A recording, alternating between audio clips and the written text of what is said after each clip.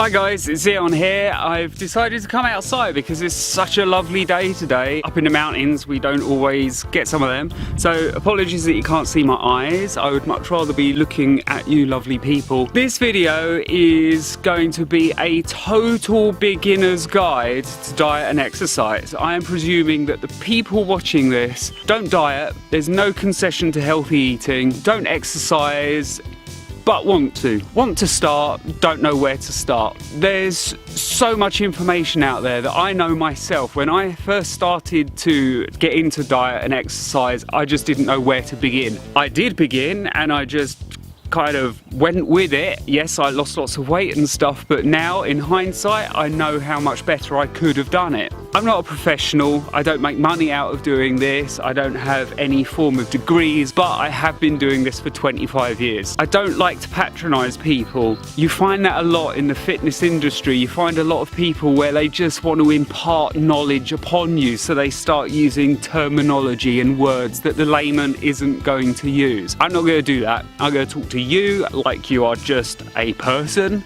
because, well, that's what we all are. You might occasionally hear some ducks. There are ducks over there. There you go. Right on cue. Starting from zero, today, what you can do today without even having to change a thing in your fridge or your cupboards. Portion size. If your plate is normally a sort of standard dinner plate, which is 12 inches or something like that, go down to a 10-inch plate or an 8-inch plate. Why is it important to change the size of the plates? Because we all like to feel like we're eating a lot. Nobody wants to see a half-empty plate. So if you get an 8-inch plate or a 10-inch plate and that's got food on it that covers the whole thing, you're not going to feel hard done by. Whereas if you've got a 12-inch plate and it's half empty, you're going to think, hey, I'm not getting very much food here. So that's the first thing that you can do today. If you did that for every single meal, say you cut your portion size by 25% for every single meal, you're cutting a quarter of your calories immediately, in one hit. If you cut out a quarter of your calories in one go, that's a hell of a lot.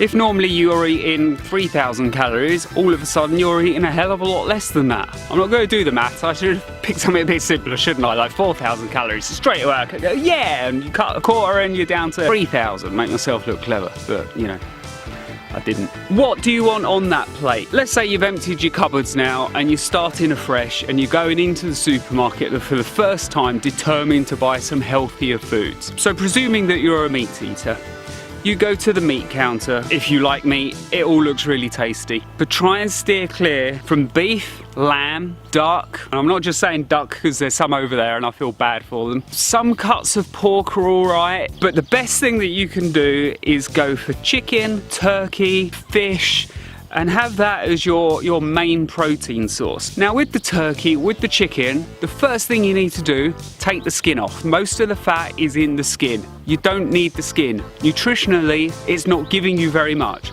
All it's doing is giving you a shitload of calories, a shitload of fat that you just do not need. Grill it.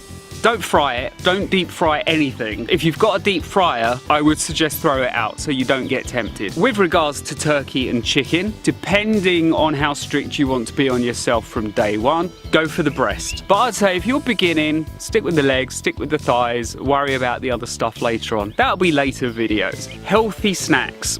If you've got a cupboard full of chocolate, it's time to really cut down on that. And I know that's not going to be a popular choice with a lot of people. I presume that you are watching this video because you want to make a change to your health and to your appearance. It's a sacrifice now to look better later. Replace chocolate with something like popcorn. Okay, popcorn's not too bad a snack. Rice cakes, that sort of thing. You can get much lower fat crisps now. Jargon, fuck off, I am having chocolate.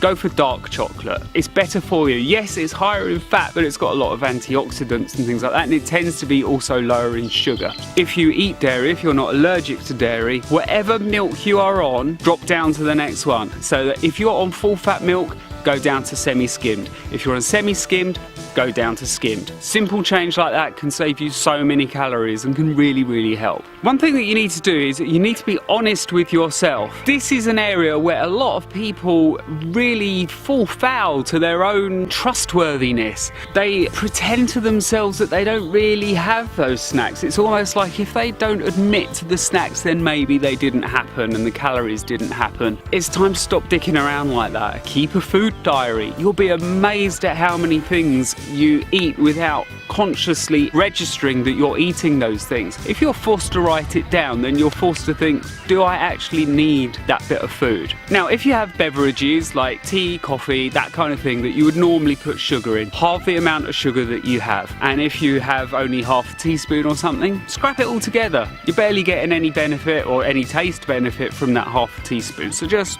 scrap it. When it comes to things like sodas, Coke and stuff, always go for the diet version. Immediately, it's not going to taste as good, but you'll be amazed at how quickly you'll find, once you've been on the diet stuff, if you accidentally had a full sugar one, you'd go, oh, fucking hell, that is really sweet. There are so many tablespoons of sugar in just one can of Coke. It's something ridiculous like 8. The same goes with anything that sells itself as healthy. Things like the smoothie drinks. There is so much sugar in them. They're sold as healthy, but they're not really that great if you're trying to look after your sugar levels. If you do want to go with smoothies and things, just learn to make your own, because then at least you're in control of exactly what is going into the smoothie. If you drink and smoke, you know what I'm going to say. If you smoke particularly, stop. Do everything that you can to stop smoking. For your cardiovascular system inside your body, smoking is the worst thing that you can possibly do for yourself. Do whatever you need to do to stop smoking. When it comes to drinking alcohol, I don't like to promote alcohol because I had an alcohol problem myself. Yeah, I've been sober now for 10 years, so it doesn't really bother me, but I would much rather that everybody stop drinking. Not because I'm a party pooper, but just because it's not great for you and you don't need it. If you drink beer, cut down to the light versions or go to something like wine instead. In terms of a calorie-controlled diet, spirits are your best option. I'm not condoning any of this. You'd be much better off really cutting down or quitting altogether. This is not a diet. You're not going on a diet, because what happens when people go on diets is that after 2 months, 3 months, 6 months, they come off the diet and then boom, all the weight goes on and more because they've missed all the food. You have to think of this as a lifestyle change. You're not gonna become a fitness expert or anything like that. That's not what I'm saying. Look at your life slightly differently. Look at the benefits of what you are doing for yourself and for your family, for your loved ones, for your friends. When it comes to exercise, presuming that you don't do any, hoovering is not an exercise. My mum says this all the time. Oh, I don't understand. I go around, I clean the house from top to bottom. That's not an exercise because your body's used to that. It's just something your body does. Your body adapts extremely quickly to any stress that's put upon it. That includes exercise, which is why when you first start out with exercise, you might not be able to do very much, but within a week, 2 weeks, you find you can do more. That's just your body adapting. But start off gently. Gentle walking, light cycling, swimming. Swimming is really good, particularly if you've got any joint problems. It uses all your muscles as well. I'd say swimming is probably the best choice at this stage, but it's also the most inconvenient choice. The most convenient thing is to open your door and go for a walk around the block. You could do this for 10 minutes at a time, twice a day. You could do it 3 times a week for 20 minutes. Whatever it is that you do, gradually build up. And I don't mean build up to the point where you're walking around the block for 3 hours solid. You're just getting your body used to what it's doing. You'll soon be aware of the fact that you're finding it easier. As soon as you find it easier, you just up the ante a little bit. I wouldn't recommend jogging or running because invariably it's going to be bad for your knees and your hips. Fast walking is fine. Cycling is really good. Get a bike if you don't have one. And there's absolutely no excuses if it's raining or anything like that. You can see what's behind me, okay? It's absolutely stunning, but for quite a big portion of the year, what's behind me is covered in white. All my exercise stuff is outside, so I'm out there in the freezing cold. Now, I might be a bit of an idiot. That's absolutely fine. The thing is, you can get stuff to do indoors. You can get a stationary cycle. You can even get little pedals where you sit in your chair and you just pedal.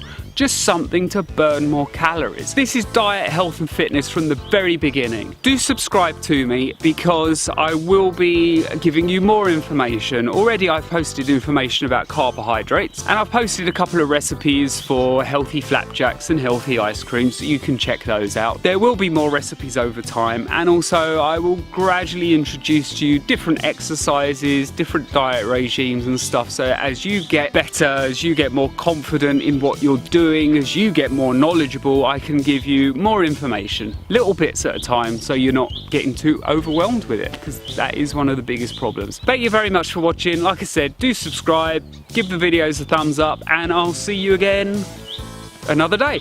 Okay, bye bye.